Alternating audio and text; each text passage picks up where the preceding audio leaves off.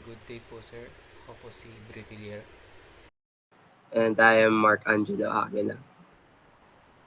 At ako naman po si Gripson Mendoza.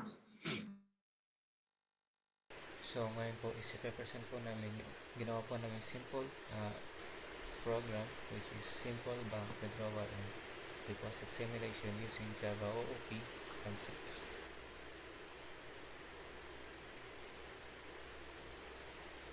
Then proceed po tayo dito sa aming project overview. So ito pong program namin is a simple banking system built in Java that allows users to perform basic bank transactions like deposits and withdrawal after a secure login. So it uses object-oriented programming to manage data securely and efficiently. The OOP principles make the program modular and easy to expand or modify. The system guides the user to step by step through the login and transaction process, providing feedback and receipts for each transaction, enhancing user experience.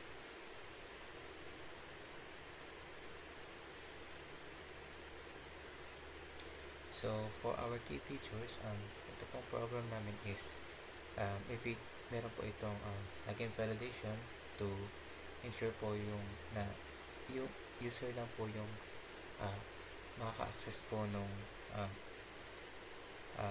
nung system po with correct credentials. Then, meron din pong deposit management that allows users to deposit money and updates the balance accordingly. So, and then withdrawal management, um, it allows naman po yung users to withdraw money with validation checks on the balance. And then for the last, the transaction receipts, and basically it provides a detailed receipt of each transaction. So, problem it solves. Simulates a real-world banking scenario to demonstrate the secure handling of user information and transaction processing. It showcases how abstraction and inheritance can reduce code redundancy and maintain a clean code structure. So ito pong code po namin or ito pong program po namin is um, uh, pinapakita po dito yung real world po na kung paano po tayo yung mga basics po na ginagawa natin pag nagde-deposit or nag-withdraw po sa bangko. Then, makikita pa natin mamaya kung paano po namin ginamit yung mga principle po ng OOP to execute po. Yun lang po.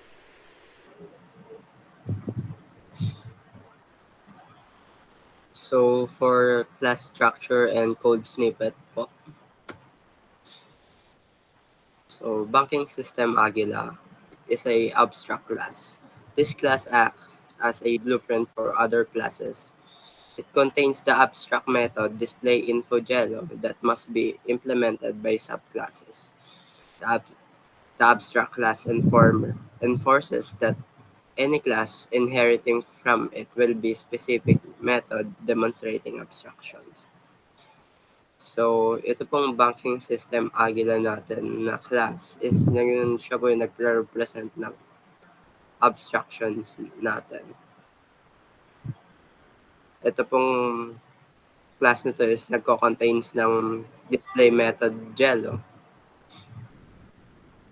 na ina-abstract po niya, na ini-implement po sa subclasses.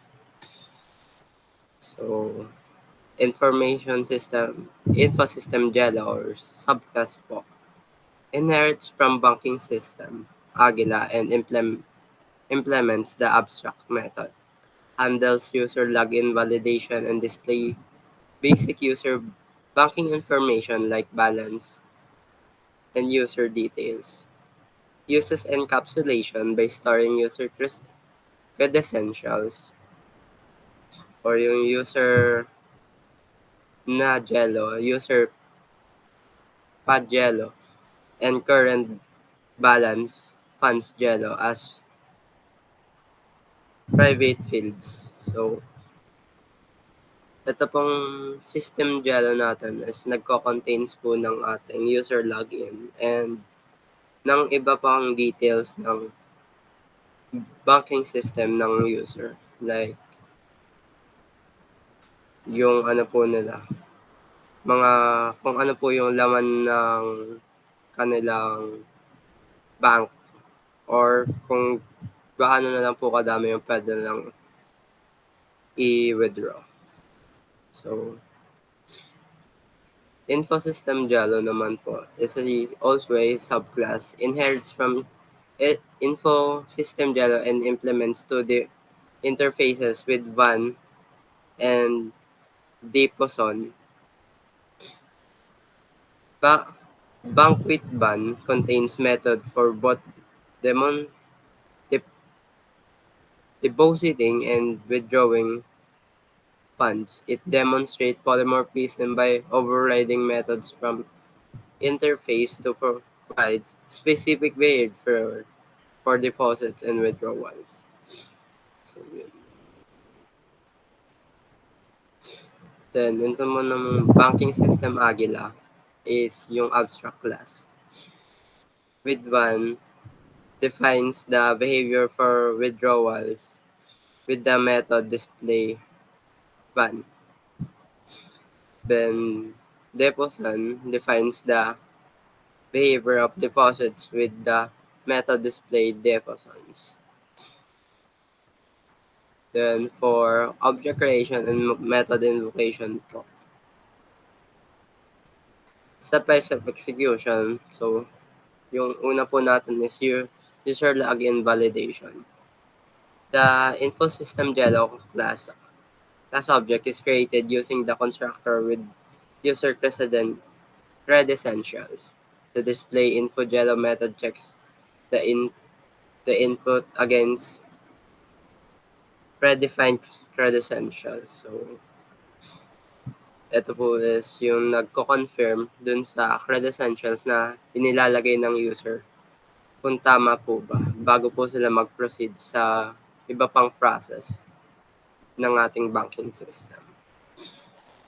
Then, step-by-step execution or deposit and withdrawal. So, based on the user input, the program either deposits or withdraw money. For deposit, a bank with ban object is created with the amount to be deposited. For withdrawal, bank with ban object is created with the withdrawal amount. The display deposan or display with ban methods handles the respective transactions. So, yun. So, for summary and key learnings naman, key learning points po is abstraction.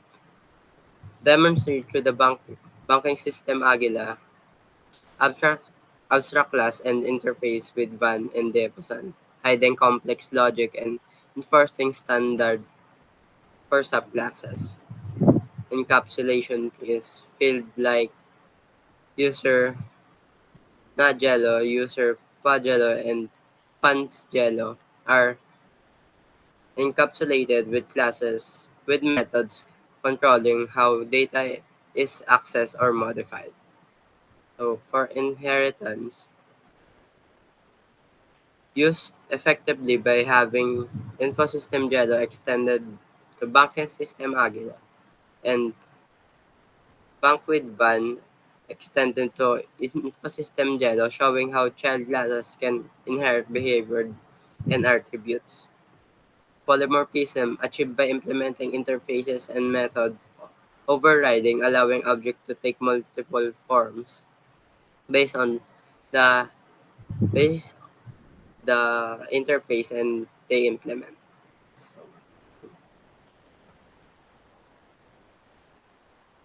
and for the conclusion, banking the banking program provides practical demonstration of OOP concepts in action. It highlights the importance of modular code, ensuring the application is flexible, maintaining extendable for future enhancements. So yung code po namin is naging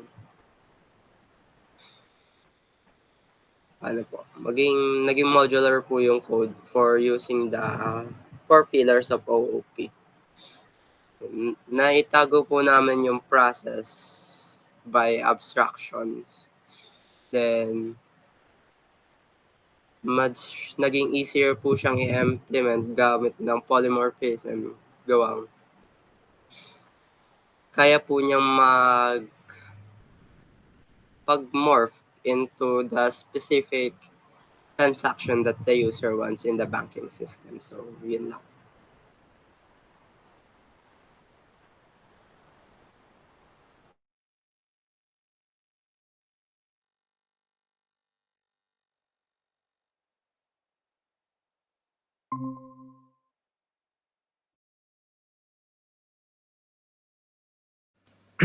Hi po sir, ako naman po ang mag-explain sa aming code. Dito po sa aming code, kung makikita niyo po, meron po kaming 4 na classes. Main class, bank system, Agila, info system, Yellow, tsaka bank withdrawal ban. Dito po muna tayo sa bank system Agila. Dahil dito po pinapakita yung pinakagagawin natin ngayon, yung pinapagawa niyo po. Yung abstract, tsaka yung interface. Dito po sa abstract class na bank system Agila, ito po yung pinaka ini-implement niya na display info Yellow, which is makapunta po dito sa info system na Yellow. In-extends lang po natin yung bank system Agila para po makuha natin tong abstract method na display info Yellow. Dito po sa display info Yellow, nag-encapsulate po kami ng username tsaka user password.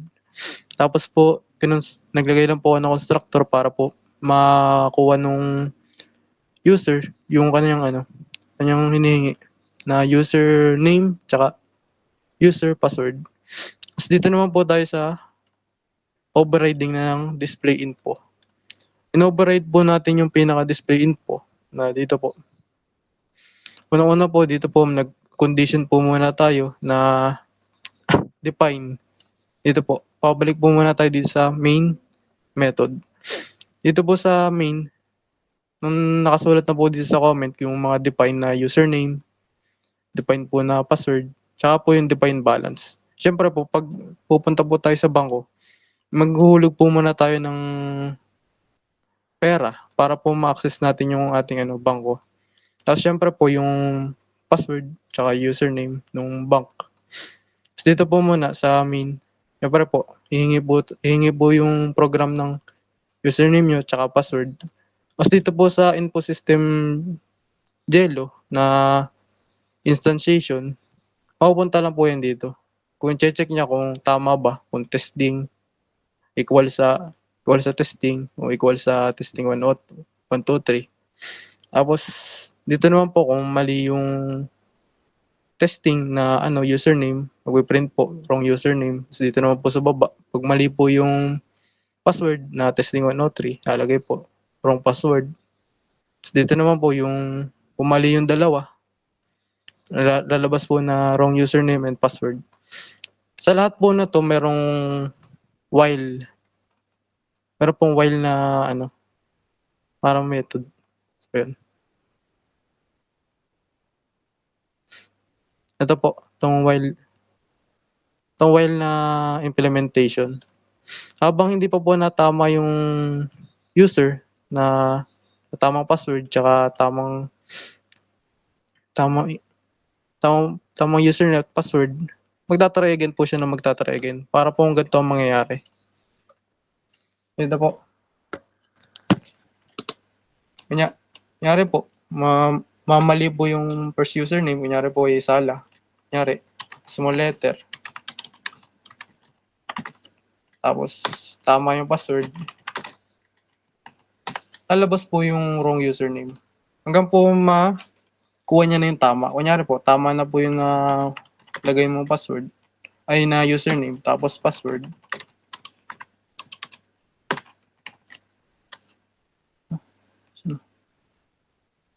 Mali pa rin.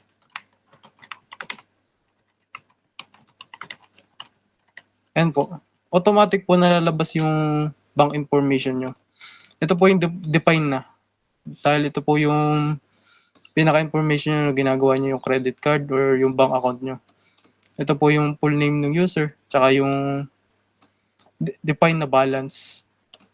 So dito muna po, bago po ba tayo tumuloy dito, punta po muna tayo dito sa bank system na method.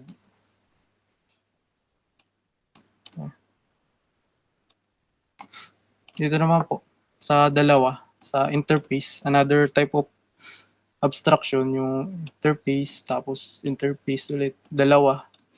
Dito sa interface with ban, meron siyang isang method din. Tapos dito, sa depo, son, meron din siya isang method. So, dito po siya papatak. So, gaya po nung kanina,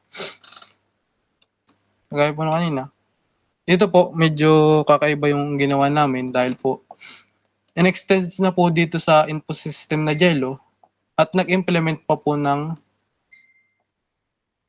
abstraction. Ito po, sabay na po in-implement tong with ban tsaka deposon. So, dito po, in-implement na po yung with ban tsaka deposon. So, dito po, naglagay lang po kami ng variable para po sa paglalagyan ng withdrawal money tsaka po yung depo money. Tapos gumawa po din kami ng constructor para po ma-encapsulate yung mga kakailanganin namin para po mabago yung mga information. So dito po, dahil nga po kinuha namin yung info system Jello, naglagay po kami ng inheritance na constructor para po makuha yung mga laman niya. Para po magamit namin yung username tsaka yung user password. Tsaka na din po para magamit namin yung funds na Jello, which is ito po, define siya na 100 para po magamit namin yan. So dito po, kagaya po nung kanina, in-override lang po namin yung laman po nitong dalawang interface. Ito pong display with. In-override lang po namin. Ito po. Kunyari po, dito po muna tayo sa method ng display deposit. So dito po sa display deposit, kung pipiliin niyo po dito, ito po, pipiliin niyo yung number 1. So enter the command. Pag pinindot niyo po, tatanungin po kayo ng system kung magkano po yung gusto niyo deposit. Kunyari po, ang kailangan niyo pong i-deposit ay 5,000. So maglalabas po yung receipt niya. Yung deposit receipt. Lalabas po yung full username tsaka yung nadagdag na pera do sa bank account mo.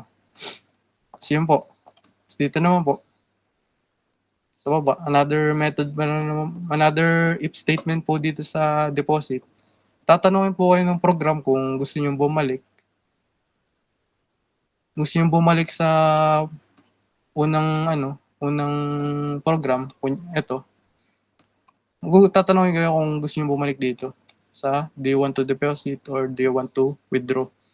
So, ito po yung pinaka if statement niya.